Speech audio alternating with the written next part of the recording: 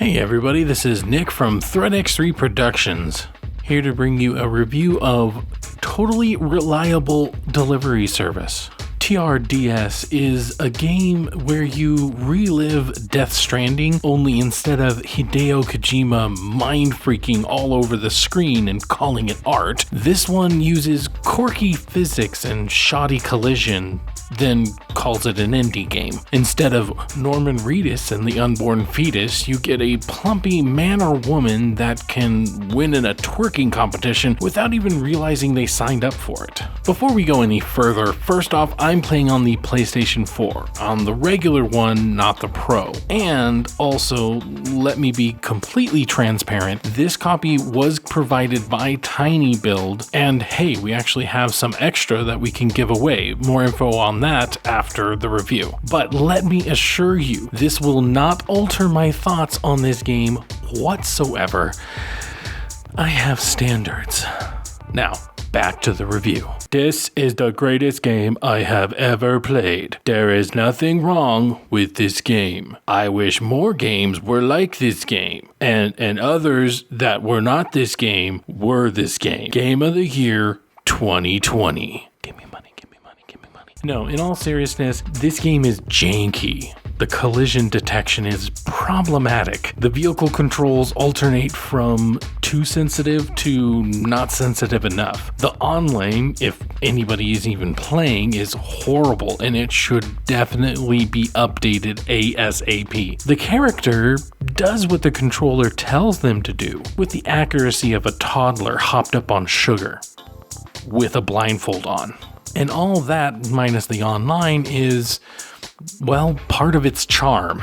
Here is a real moment of hilarity. My wife goes to drop off a package and doesn't let go, so the machine sucks her into it and closes with her still inside. We then spend the next minute or so trying to get her out, and I try to help. Meanwhile, me and her cannot stop laughing hysterically. If you want to take this game seriously and get the gold ranking on every delivery, you either need patience and a steady hand, or you need to choose another game. Getting from point A to point B is never as simple as walking over there and calling it good. The game designers have strategically placed all the beginnings and ends of every delivery to make sure it's as fun as possible. Granted, there are plenty of them that are pretty straightforward, like this one. I go here and then I go there, but I need to pick the package up, put it into the cart, drive over there, but not too fast because the edges are not tall enough to stop the package from falling out. Or there's this one where you have to glide down from a hill. It's relatively a straight shot, but I have to do it one-handed while carrying this heavy package in the other hand. If you let it, this game will make you cry so hard from laughter, or yell at your screen for your character to just do what you say. Here is me trying to get into a cannon. I'll speed it up for time's sake.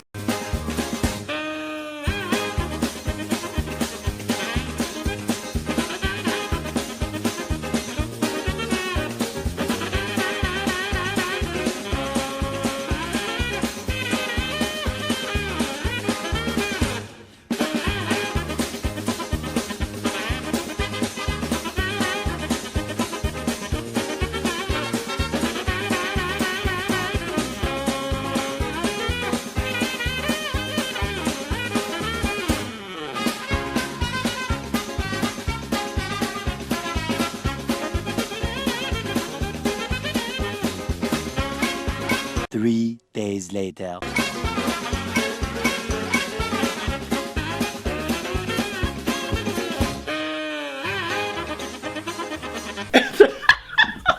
That's true.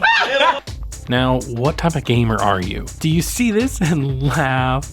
Or do you think that it would make you pull out your hair? Your answer to this will be the deciding factor of whether or not this game is for you. I can certainly sit here and tell you beat by beat why I think this is a great game and why I can't stop smiling. But it would be a moot point if this is just not your type of game. Then there is the online. On day 2, here are all the servers with people on it. Now, this could mean one of three things. 1, nobody is playing this game. 2, everyone who is playing this is doing it couch co-op style. Or 3, so many people are playing this game that only one server has free space in it. If I was a betting man, I'd wager on number 2, mainly because if you try to play online, you're reminded of back in the day when things ran on dial-up. Remember when you had to wait a whole hour just for the top half of your pornographic Playgirl to finally load? But don't worry, that's all you needed. Now, while this game's charm does come from the difficult to control characters, the online play can be unbearable. My character would often keep moving well after I stopped pressing in that direction, and while using a vehicle, the game would often rubber band quite frequently. So like I said, I think most people who are playing this are probably doing it split screen, which is the way I would do it personally. Now, you do still get some stutters. Keep in mind, once again, I'm on the regular PlayStation 4, so it may run better on the Pro or even on a PC. But for me, it would still stutter from time to time. Definitely not enough to make it unplayable though. This might not be a great game, but this is a great game to turn your brain off and just have fun. It's a great party game. If you like games like Overcooked or Gang Beast, this will be right up your alley. It's not perfect. It has problems. And the online you should definitely stay away from for now. This is still early and I'm certain they're working on patches to make online a lot more fun. So for now, stick to local play and it works just fine, and it still makes the small price of admission definitely worth it, even without taking it online. So how do you rate something like this? Something that's supposed to be such a social game, like Gang Beast and Goat Simulator. It's certainly a broken game, but it does seem to be on purpose. So this is how I'm going to rank it. There's going to be technically 2 rankings. Now, normally our rankings go from day 1 purchase to wait or rent to don't buy, all the way down to why does this exist? So personally, I think that if you're going to play this game alone, honestly, wait for a sale. Wait for it to either be free to play on PlayStation Plus or Xbox Gold, which by the way, it is all free on Epic, at least at the time of this recording. But waiting for a sale is definitely the thing to do if you plan on playing this by yourself, and or if you plan on playing by yourself but online.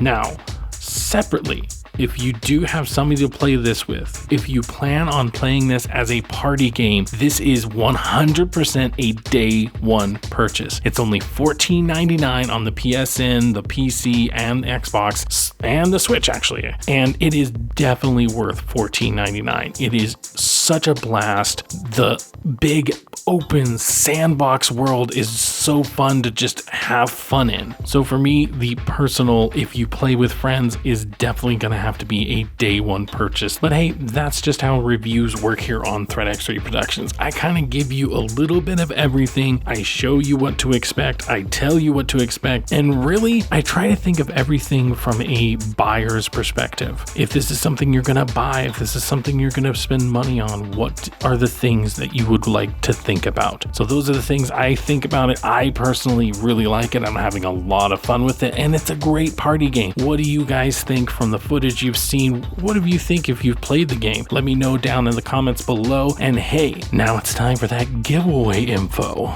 If you'd like your chance at getting a copy of the game, we have codes for the PC, Xbox One, and PlayStation. So to be eligible, all you have to do is like, subscribe, maybe even go on Twitter at TX3 Productions. If you see a post on there, like and share that. If you see us on Instagram at ThreatX3 Productions on Instagram, why don't you go ahead and like something there? Maybe comment a little bit, you know, the typical kind of stuff. Also, look out for our podcast discussion. It's going to be me and my co-host Nate getting a lot deeper into the game and a lot longer discussion about what we like about it, what we don't like about it, and we'll give more information about the giveaway there as well. So, thank you so much. This was Nick from Threat X3 Productions. Make sure to give this a like, subscribe, all that good stuff, and have a good day.